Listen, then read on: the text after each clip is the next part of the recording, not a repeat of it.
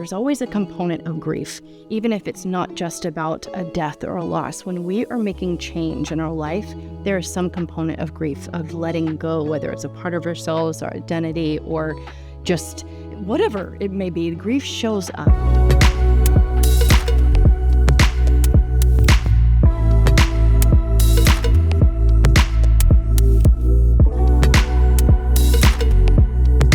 Tapping in. Today we are going to help you to process the loss of a loved one.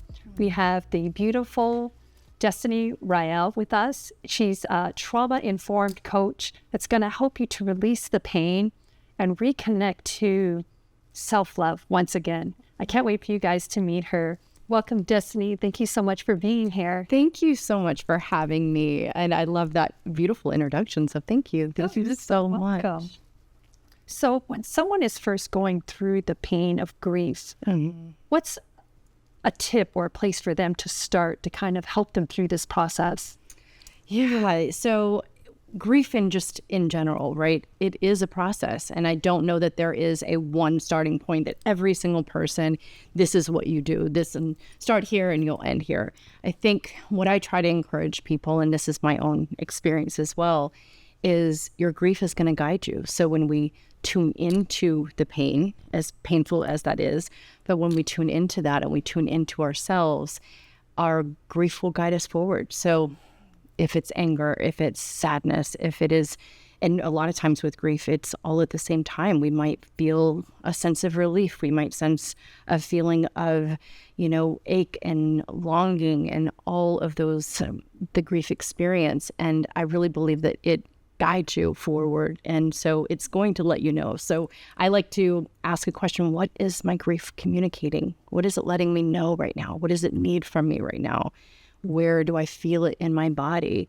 So those would be some questions to maybe ask yourself, but it's going to guide you. It will tell you exactly what it needs if we tune in when you're ready. I hope that answered that. Yeah. It's such a big conversation. So it's, Absolutely. Because sometimes we hear, when you're going through the process and you've been going through it for years, when people are like, listen, maybe you should just get over it now, or why are you still in so much pain?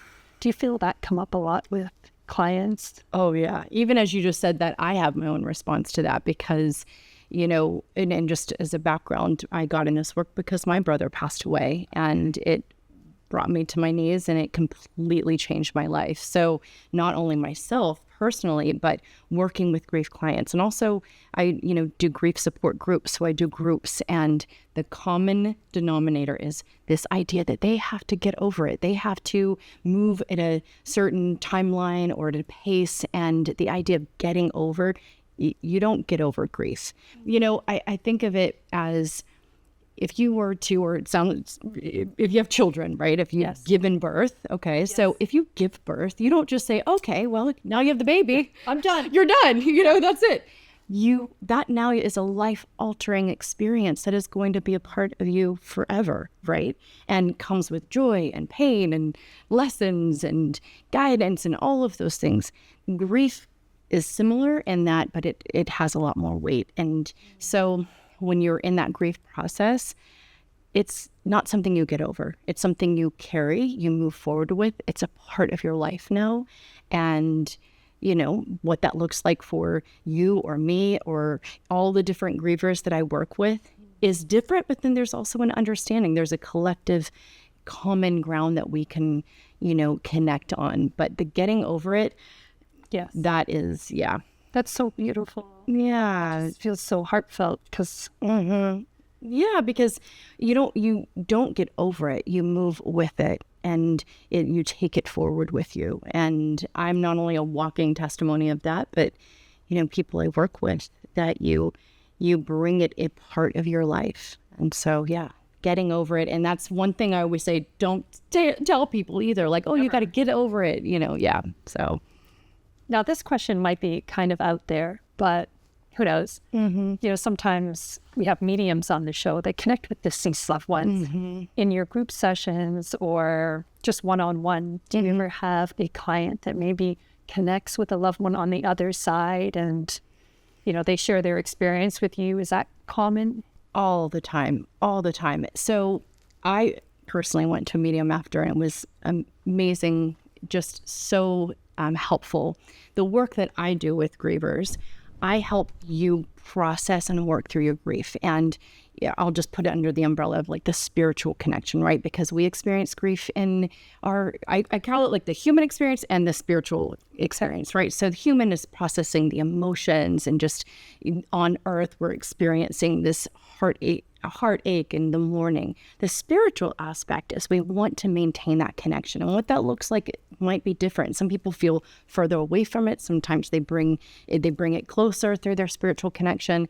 But one thing I have seen is people that never believed anything before, or they were certain about a belief, and either which way, they come into this space where I really don't know. So they're seeking. So sometimes reaching out to a medium or someone that is, I don't want to say neutral, but can maybe, connect in a different way. And so I've heard extraordinary stories, and including my own story of seeking that mediumship or someone that just can tune in and tap in and connect to that person, and it brings a lot of comfort. And so it's a big conversation, and also a big topic that and comes it's so beautiful, because I think for some people, when we do cut ourselves off from energy world or the spiritual world, that when we do lose somebody, sometimes that's our gift, because now we want to reconnect to the energetic. We want to reconnect to the unknown, because that loss feels like that's our only way to reach them. And sometimes it opens up all these other abilities that we didn't realize we had, that they're almost gifting back to you. Right? Yes, absolutely. And if I could just add something, in my work and when I work with clients, I don't try to tell somebody what that is. Even if you shared right now that I saw a hummingbird, or I saw, had this experience, I want to help you find meaning to that and purpose in that, because that has so much more depth to your connection than me saying, okay, I know exactly, this is your long lost grandmother. And I know that with mediums, that is part of their work. I'm not claiming to be a medium. Absolutely. Although every now and then I've had some, some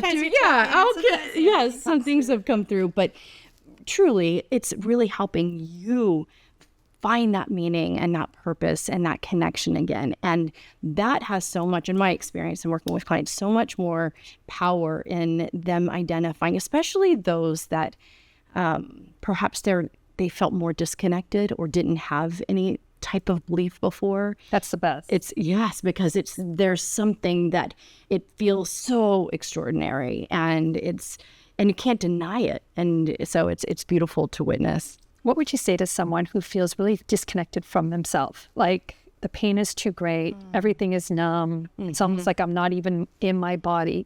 How can I start to come back home, in a sense? Yes, that is a great question. And especially with grief, we do disconnect from ourselves. It is so... It's so beyond that we can, even our brain can really comprehend sometimes the pain that we're going through or make sense of it. So we want to disassociate, or we want to, kind of remove ourselves from it. So if the question is, how do I reconnect to myself? So I'm going to answer that in two ways. One, just from I don't want to say method, but there's many ways that it's not just about talking about your grief, although that's a huge part. But I use a lot of tools, whether it is artwork and creativity, sometimes just by expressing without even having to name it right away can just be a great tool to just get you out of the headspace, or even the, disconnect from it, and just give yourself that freedom of expression. And as a coach or someone, if I'm working with someone, we might just explore that. Now, if I'm not working with that person, I would just encourage just to give yourself the freedom of expression without having to try to figure it out or try to understand it. As far as the reconnection to yourself, I personally, again, from experience and working with people, I don't see it as separate. It's not grief is over here and then I'm over here. So bringing your grief and your pain into yourself is the way to reconnect to yourself, because it is a part of you now. And how you move through that, and the support and the tools, of course, there's I encourage support because it's such a big part of your life now. But reconnecting to the pain and the grief is the way to connect to yourself, because it's a part of your experience now, and there's so much power and wisdom. And I don't want to even say lessons. I'm very sensitive with that, oh, thank God this happened now. Look at who you are. That's such a fine line. It's you're like, I didn't want this. I didn't invite this. This is a lesson nobody wants. Exactly. So I'm sensitive in saying that. However, in with the question of reconnecting to yourself, the pain is a part of the process. And so that is where you're at. So you don't have to wait until that goes away, until you get to a new part, or, I've got to find the joy again. No, just being present in your grief is you connecting back to yourself. So as one simple tip, what are some things I can do to check in, say, with my body or my emotions? Like something, I wake up in the morning, I meditate. Is there a place I can start? For example, check in with my body, check in with my emotions, and you kind of list them out for us. Yeah. So I love how you're talking about the mind-body connection is what I'm hearing. And so if you are in your meditation and you might be doing all the right things and trying to tune in, but let's say you're feeling anxiousness, or let's say you're feeling heaviness in your chest, or let's say you're feeling just, a lot of time I get my emotion in my throat and it just feels stuck. I would tune into that part of the body. What is that body needing? So for me, oftentimes it's expression. If I'm feeling like tight or even just crying, I will hold all that emotion here. And I'm just using my own personal example. If I work with clients, and this comes up so much, is that I'm just feeling like this weight on my chest and there's this heaviness and I can't breathe. So if that is associated with your grief, then what does that need from you? It might just be that you need to go out and move your body and tune into that part of your body. If it is that your stomach, it'll maybe that's communicating to you. So, you're using an example of you being in meditation and you're, trying to have this space, but your body is saying something different. So I know we've said this several times, but tuning into that part, asking what it needs. And usually when something is in your body, it needs expression. It needs to find its way out. So that can look different for different people. Maybe it is literal movement, breath work, finding some mindfulness techniques, even just, and I don't want to simplify, but just doing a breathing exercise, because now you're tuning into the body and providing safety for that. So it's one of those things that it's individual depending on where that is. But I know that grief absolutely is stored in the body and it communicates to us in the body. Mm-hmm. And when we tap into that and dialogue with it and allow it to move through us and give it that space to breathe, even if it means literally breathing. So you mentioned that you had your own grief and loss, that this was very traumatic. Yes. Is that where this work came to life for you? Absolutely, yes. And it brings me back to that original thing that we were talking about pain and, oh, thank goodness this happened. That is not how I feel. However, as a result of this traumatic, tragic experience in my life, it's what brought me to the work that I do now. My brother, it'll never not feel sad for me, but was my best friend. And we did music together. And they called us Irish twins, and we lived together, and we were writing a song together, and he passed away, and it was sudden, and he actually it was a natural cause. It was called aortic dissection, and so it was something we never knew. He had just turned 34. His birthday was January 6th. This was he passed away in 2011, but it was 2 days later on January 8th. So we were on the phone. Okay, I'll talk to you later, and so absolutely heartbreaking, and was life-altering, earth-shattering. Soul awakening, all of those things. And that's what I can speak on here. It'll be 15 years next January, that it is a lifelong process. And even as I do this work, I'm not an expert. I'm not an expert of your grief or any of clients' grief. You're your expert. I feel I'm an expert in my grief, but at the same sense, I'm always, learning and growing in grief. That's a big part of it too. You grow with your grief. And so it's never in a million years that I think I would be, I was supposed to be a famous singer. Yeah. I was going to be a rock star. But, and I was in the music industry, not just as a singer, but I was in the music industry. And I think when you go through anything and it doesn't have to always be tragic, but when it's a life-altering moment, it causes you to question your values, who you are, where you're going. And you don't always have those answers, especially in the throes of, grief, or whether it's a divorce or a job loss, whatever it may be. It's definitely an initiation of soul. And I had that because I was going through on a path and in a trajectory of my life, and it completely just stopped. And although I continued on that path, I was in the music industry, it just was not the same. I didn't find value in it anymore. And interesting, I started volunteering as a grief support leader. And that's what changed for me, because it was volunteer, but I had this just moment of, I would rather be doing this for free than being on like the cover of some billboard, magazine. Or it just was this true awakening in this moment of looking at, I brought up Billboard magazine because I was looking at a Billboard magazine, and just, what am I doing? And so I continued that work, still do that work as a volunteer and grief support leader, and then just expanded my skill set and path. And so here I am. Yeah. But what's such a great gift, right? Yeah. Because I feel like in the end, you could have been like, okay, you could have been the next Lady Gaga, sure. Yeah, exactly. And maybe I was still traveling the world. Yeah. Maybe. Yes. Yes. But I feel just seeing you so open, so connected, I can see that this is so important that you're doing this work, because I really feel, again, I hate to say it, like this was your purpose, but it feels like you're a guide where you can take a person that is experiencing the depths of this pain, and you're able just to hold their hand like a silent partner. Yes. And it almost gives me goosebumps. And you're like, wherever you want to walk, you're just by their side, and you're coming from experience, because you're going from the point of view of, this is what I needed, this is what I hope to find, or I wish that I had found. Yes.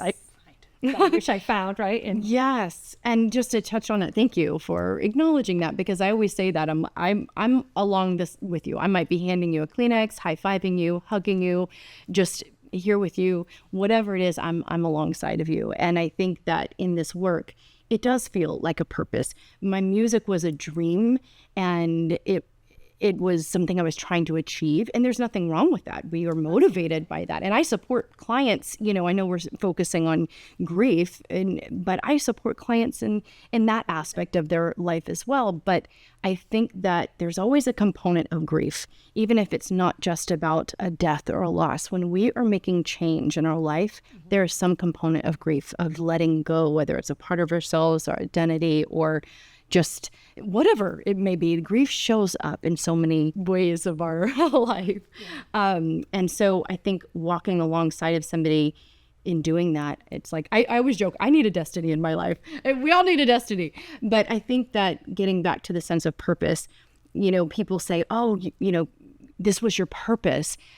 I think that pain is a powerful teacher, and because something happened, you can extract purpose, but we don't have to say, oh, thank goodness this happened. And that's because then it makes you feel bad too at the same time, because you're just like, no, it just helped me to evolve, to grow. Absolutely. It's as a result, as opposed to, oh, thank goodness. If I could go back in time and have my brother here, honestly, I would take that in a heartbeat. But that was outside of my control. That was a part of, just the plan or his destiny or whatever that may be. And because of my personal story, my pain, my evolution, my growth, my destiny, it led me here, and wasn't quite prepared for that, but it does feel aligned. And I've never felt more on purpose than I've ever felt in my life, so I'm not striving or trying. It just, here I am with you. It just continues to, What's beautiful, what I'm getting from just you saying that, is when I think of you singing, I feel as though you're really expanding your frequency and really becoming brighter and more light. And your brother was a part of that. You're grounding it, opening up your voice, right? So all of that chakra, all of that energy flowing around you. And now you're able to hold that bright light and work with people that are in darkness. So you're almost like a lighthouse. And if you didn't do that work in the beginning, which was preparing you because you were having fun, you were connected, you knew what that joy felt like. And I find it interesting that the person that you shared that with, it's kind of like part of that plan, right? And he's now helping you on the other side, where it's just like as you are guiding the clients, you have a connection, and he's holding space for their loved ones. It almost feels like on the other side. So it's this beautiful bridge. And when you look at it that way and remember that we are multidimensional, it's like, of course. Yes. Right? When we're in the higher realms, it makes sense. We're like, it makes sense that we're working together and this is how we're doing it. And it's so beautiful. And we're bringing up the frequency. We're helping people heal. We're helping people feel like they're not alone. Yes. And again, you're doing it on both sides. Yes. And you can still always connect to your voice. And now when you do sing, your voice is going to have a different depth to it because of what you've gone through. Oh, absolutely. I mean, it's not to say that my music or singing is not going to be a part of my life. It just is, it has a different space. And I'm still exploring what that looks like. I mean, I was in a choir last year and, it's still a part of me, just it's changed shape. But I do want to validate something that you just said that will tie together. But many moons ago, I was married. Now, no longer. I'm divorced. And we're great friends. All is well. But my brother, I did a dance with my brother, which was even in that time. And this was, again, 20-something years ago. But the song we danced to was called Wind Beneath My Wings. And just kind of what you're talking about. And after he passed away, I had what I know was a visitation. And I've had few moments like that with him, and he told me in the dream that he had to go because he helps little children on the other side to like cross over. So it's like he is that, to your point of what you're saying, I really believe that not only is he the wind, I feel it. Exactly. And I really believe he has on earth was the wind beneath my wings. He is now and for others. So thank you for saying that. And I just had to share that with you. So Destiny, I know you have a guide about this whole process. Can you share a little bit more about that? Yes. So I have a guide. It's on my website and it literally is called You're Not Crazy, You're Grieving. And I don't make light of it. It's just I hear all the time that I feel like I'm going crazy. What's happening to me? All the range of emotions, and whether it's sadness and then joy, and it can come at any time, any place. And also, there's talk of like stages. Okay, go through this stage, this stage, this stage. Grief doesn't work like that. There is no rule book. There is no timeline. And it can feel just overwhelming. So the guide really helps you name what you're experiencing, and it might show up cognitively, might show up mentally, it might show up emotionally, it might show up spiritually, and even within those like components all at the same time. So I think it's helpful for us to just identify, where am I at in my grief right now? So with my guide, I help you kind of name it. There's some reflection, prompts just to explore a little bit, even get in your body. Your body will tell you and communicate a lot of where your grief is at, even if you can't name the sadness, if you're feeling. And so it's just giving you permission to be where you're at in your grief, and to know that, no, you're not crazy, you're grieving and you're having this experience, and it's not a right or wrong. So I also, in that is a grief daily checklist. So it's kind of like almost a daily way to just check in with your grief. And I think when we start dialoguing and communicating and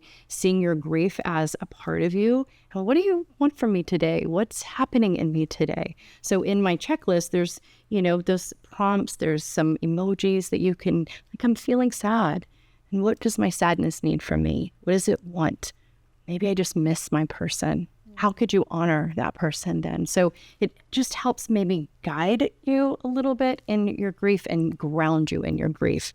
So that's what the guide is about. And I'm really want to emphasize it's not from a place that this is what you do and go through step 1, 2, 3, 4, and you'll be done. It's just a lifestyle. It's a part of your life that you can get more, I guess, empowered, I guess, in your grief.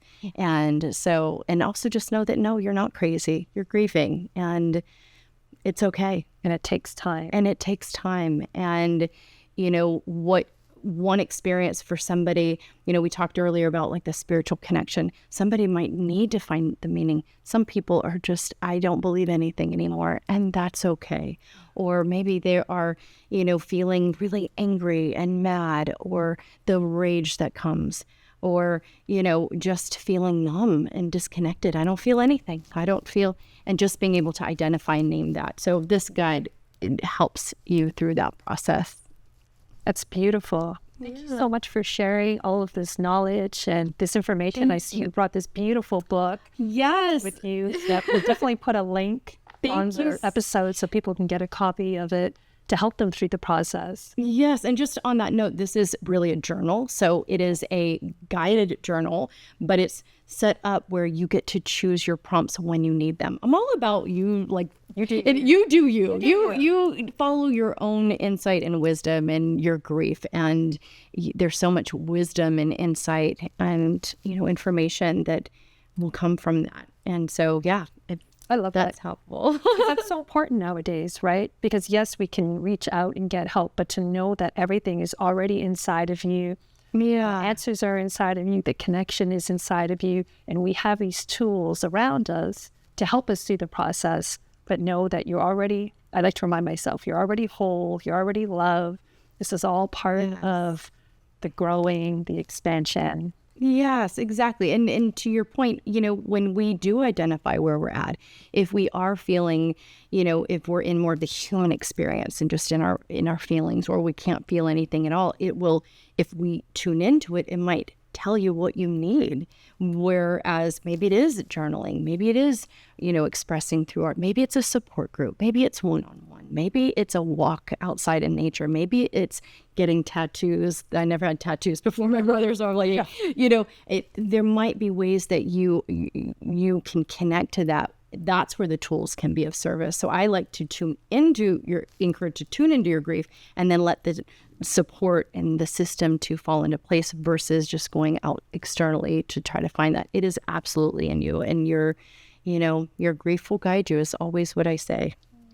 Yeah, that is so beautiful. And I want the audience out there to know that you're not alone. There's help out there for you. There's books, there's websites. Yeah. And this is such a moving conversation. And I just send lots of love to all of you guys out there if you're going through a hard time. We love you here at Tapping It.